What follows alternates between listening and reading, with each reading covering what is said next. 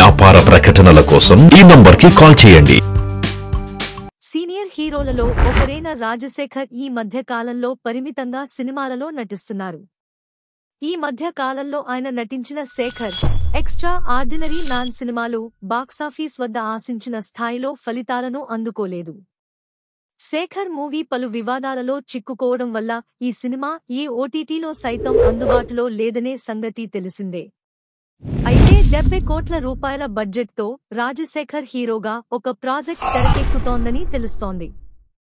నిఖిల్తో spy cinema తెరకెక్కించిన Gary డైరెక్షన్లో ఈ సినిమా తెరకెక్కనుందని, అమెజాన్ ప్రైమ్ ఈ సినిమాను నిర్మించనుందని తెలుస్తోంది.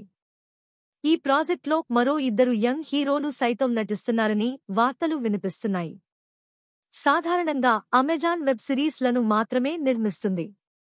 ఈ ప్రాజెక్ట్కు సంబంధించి ఒకంత కన్ఫ్యూజన్ నెలకొనగా అధికారికంగా క్లారిటీ రావాల్సి ఉంది. హీరో రాజశేఖర్ సినిమాకు 70 కోట్ల రూపాయల బడ్జెట్ రిస్క్ అయినా కంటెంట్ అద్భుతంగా ఉంటే మాత్రం ఎక్కువ మొత్తం ఖర్చు చేయవచ్చు. రాజశేఖర్ సైతం కథల, పాత్రల ఎంపికలో ఎన్నో జాగ్రత్తలు తీసుకుంటున్నారు. సెకండ్ ఇన్నింగ్స్లో రాజశేఖర్ కెరీర్ పరంగా సక్సెస్ కావాలని ఫ్యాన్స్ ఫీల్ అవుతున్నారు. రాజశేఖర్ విలన్ రోల్లో నటిస్తే కెరీర్ పుంజుకుంటుందని ఫ్యాన్స్ చెబుతున్నారు. రాజశేఖర్కు హీరోగా అవకాశాలు తగ్గి ఉండొచ్చు కానీ ఆయన పారితోషికం మాత్రం భారీ స్థాయిలోనే ఉంది. ఎక్స్ట్రా ఆర్డినరీ మ్యాన్ సినిమాకు రాజశేఖర్ 5 కోట్ల రూపాయల పారితోషికం తీసుకున్నారని వార్తలు వచ్చాయి.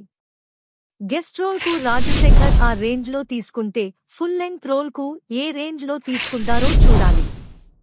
స్పై ఆశించిన ఫలితాన్ని అందుకోకపోయినా 70 కోట్ల రూపాయల బడ్జెట్తో సినిమా ప్లాన్ చేస్తున్నారంటే గ్యారీ గ్రేట్ అని నెటిజన్లు కామెంట్లు చేస్తున్నారు.